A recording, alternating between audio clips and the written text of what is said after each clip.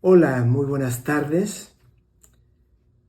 La verdad, estoy muy emocionado y bueno, las palabras se me agolpan. Estoy emocionado por la salida de mi libro Poética y que además suceda esto en la Universidad de Carabobo, en Venezuela, que como ustedes sabrán también es mi país, ¿sí? Reconozco que hay ahí muchísimos elementos o motivos de satisfacción porque pues Valencia, Carabobo, es tierra de poesía y de grandes poetas. De hecho, alguno de ellos amigo importante y referencia importante en mi propia labor poética, ¿no? Como es el caso de Eugenio Montejo, y también un referente no tan cercano, pero importante como el recientemente eh, fallecido, con mucho pesar para muchos de nosotros, el poeta prominente Reinaldo Perezó y muchos otros colegas que han ejercido la poesía, entre ellos el propio Víctor Manuel Pinto, que ha sido parte importante en todo esto, ¿no? Entonces debo expresar pues mi sentimiento de sincera y profunda gratitud a la Universidad de Carabobo, al departamento, mejor dicho, a la dirección central de cultura de la universidad, al departamento de literatura de esa misma dirección y por supuesto a la feria del libro que como sabemos está dirigida por Rosa María Tobar.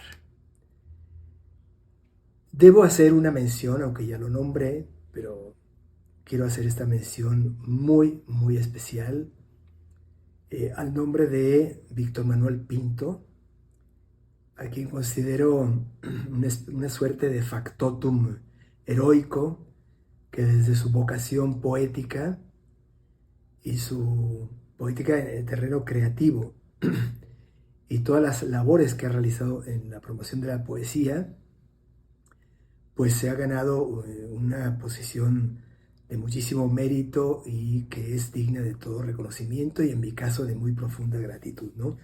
Muchísimas gracias a Víctor Manuel Pinto, bueno, y a todos los que he nombrado, y si he omitido a alguien, téngase en cuenta que ha sido una omisión completamente involuntaria porque lo importante aquí es que estoy muy agradecido con todos los que han tenido que ver con esta iniciativa. Se me ha pedido que, como es normal en el caso de una presentación, haga pues una referencia a algunos aspectos esenciales del libro Poética. Tengo que empezar por aclarar que es el resultado de una vocación muy profunda de mi parte. Soy de los que han logrado, digamos, o de la manera que yo tampoco podría explicar muy bien, vivimos en la confluencia de la poesía y de la filosofía. Una doble vocación, aparentemente, pues probablemente sea una única vocación que es la palabra con sentido, ¿sí? Entonces, como vengo cultivando la poesía desde hace mucho tiempo, desde cuando yo estaba en Venezuela, antes de viajar para acá, para México, hace muy pronto se van a cumplir 41 años de esa experiencia. Yo ya practicaba, ejercía la poesía en Venezuela. De hecho, formé parte del taller del CELAR de aquellos tiempos, ¿sí? Todavía no se llamaba Fundación.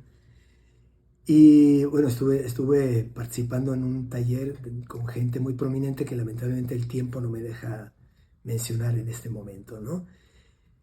Y entonces pensé que no podía seguir adelante sin reflexionar sobre esa dimensión de mi vocación por la palabra, que es la poesía, y eso me indujo entonces a impulsar esta reflexión, ¿no?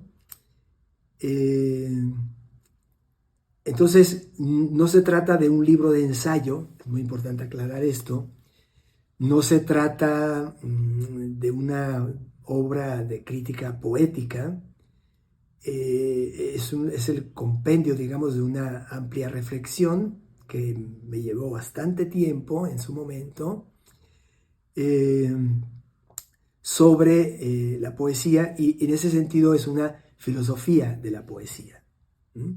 Una teoría de la poesía y una filosofía de la poesía. Es un tratado de filosofía de la poesía.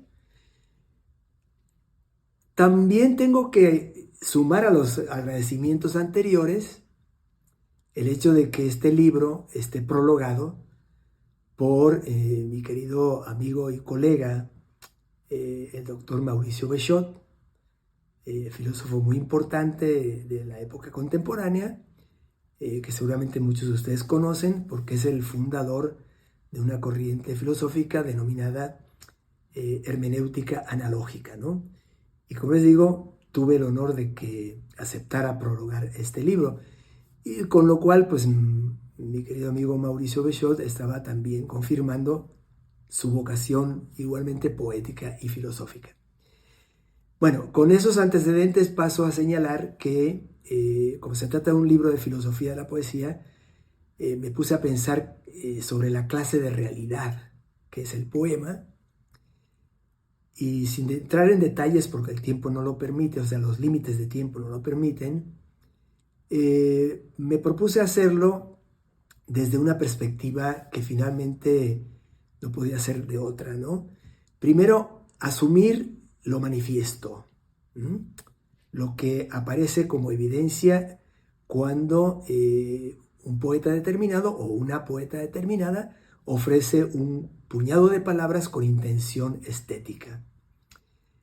Ese,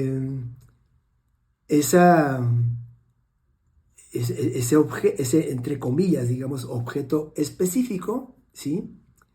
Tiene una serie de dimensiones bastante enigmáticas, y bueno, es necesario tener en cuenta esto.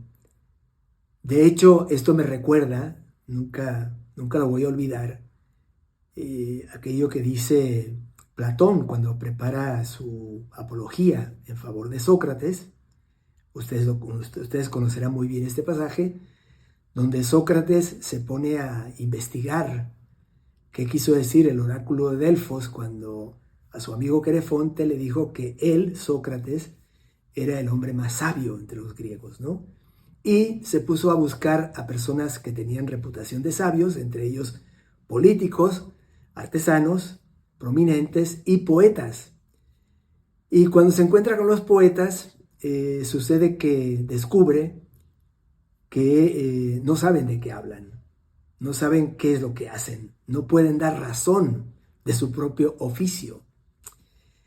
Peor todavía, para vergüenza de los poetas, ¿no? De nosotros. El público que configura la audiencia de los poetas, dice Sócrates, daba muestras de saber más de la poesía que los propios poetas, ¿no? Entonces tenemos una dimensión enigmática, obvia, algunos pueden decir incluso misteriosa, que yo no puedo negar. En gran medida hay una faceta, pues, imposible de explicar en torno a un fenómeno como la poesía. Pero junto a eso están también los componentes de carácter que yo llamo decible. Entonces me propuse desde el punto de vista filosófico decir lo decible acerca de la poesía. Eso me indujo a colocarme en una perspectiva relacional. Me di cuenta de que lo que comúnmente se considera como elementos constitutivos de lo poético, como pueden ser cierta forma de agrupar las palabras, cierto orden sintáctico y retórico, ciertos elementos prosódicos, ¿no? Que si la rima o el elemento rítmico, o la musicalidad o la riqueza del lenguaje, y una serie, ¿no? De referencias que considero que son externos, ¿no? Al componente, digamos, a la propuesta de lenguaje con intención estética, son también parte constitutiva de cualquier desarrollo, de cualquier posibilidad en los usos ordinarios del lenguaje, ¿sí? No se puede hablar sin ritmo, no se puede hablar sin sintaxis.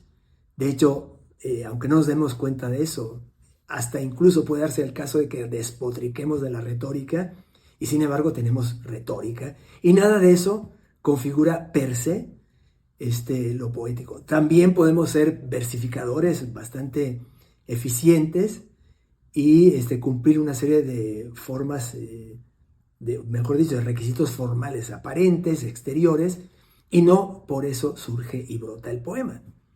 Entonces, bueno, ¿qué es lo que pasa ahí? Pues eso me induce a pensar que el poema se realiza, el poema no es un objeto cosificable, no es una sustancia sin dinámica, sin dinamismo, sino al contrario, es un ofrecimiento, ¿no?, con intención estética, que es sometido a una comunidad en la que prevalecen una serie de valores de carácter estético y una serie de factores y de procesos de configuración y de validación de carácter poético, artístico, estético.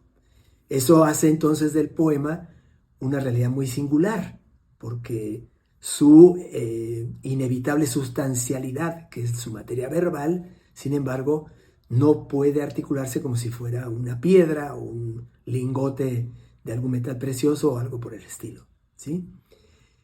Entonces ahí descubrí yo, o mejor dicho, en el curso de esa intención de expresar lo decible acerca de lo que sucede en el terreno poético, consideré que había siempre una constante, ¿no?, que es el cumplimiento de lo que llamo ahí un principio de relevancia. El poema siempre tiene una base material de carácter lingüístico, pero que por sí solo no es poético. Entonces, uno de los elementos, vamos a decir, relacionados con el hecho mismo o la realidad misma del lenguaje que participa en la configuración de una propuesta estética en el lenguaje, o sea, un poema, es lo que llamo el principio de relevancia.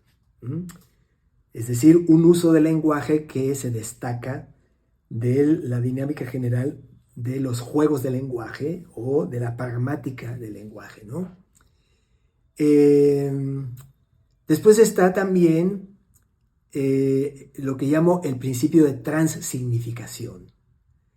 Con esto lo que quiero decir es que el lenguaje en su uso y en su dinámica ordinaria, normal, en su pragmática usual, ¿sí?,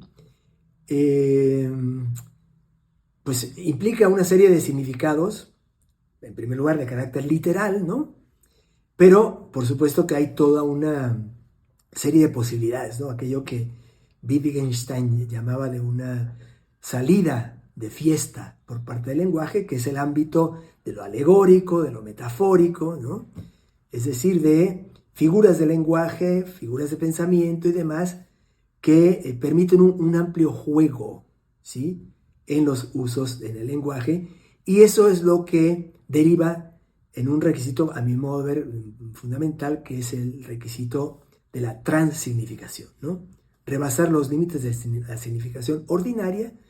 Y por último, otro elemento que participa en todo este proceso, que es algo que ya referí de pasada hace un momento, que es una comunidad, ¿no? Una comunidad que podemos convencionalmente adjetivar como poética, en cuanto que viene de una tradición, tiene una actitud frente a esa tradición, tiene una cultura poética, comparte una serie de valores estéticos, participa en proyectos de creación poética, participa también en procesos de crítica poética que no se pueden disociar de los de la creación, configuran además todo un aparataje de promoción y expansión social de la poesía, etc. Sin esos tres elementos, me parece que no es posible que se den las condiciones de el ofrecimiento de un manojo de palabras, ¿verdad? Una materia verbal con disposición, pretensión e intención poética. Bueno, yo creo que esos son los elementos teóricos esenciales Y quisiera cerrar, pues, para no aburrir a la gente, que amablemente, pues, se ha, digamos, tenido, pues, la disposición a escucharme en esta presentación. Terminar esto diciendo que este es un libro que le debe muchísimo a Venezuela. Ya empecé diciendo que yo empecé digamos, a hacerme como poeta, es decir, a componer poesía en Venezuela. Entonces tenía una relación muy estrecha con poetas y con poemas y con una tradición poética venezolana que es riquísima, lamentablemente poco conocida, de seguro por culpa nuestra, ¿no? Que no nos hemos dado a la tarea como es debido, ¿no?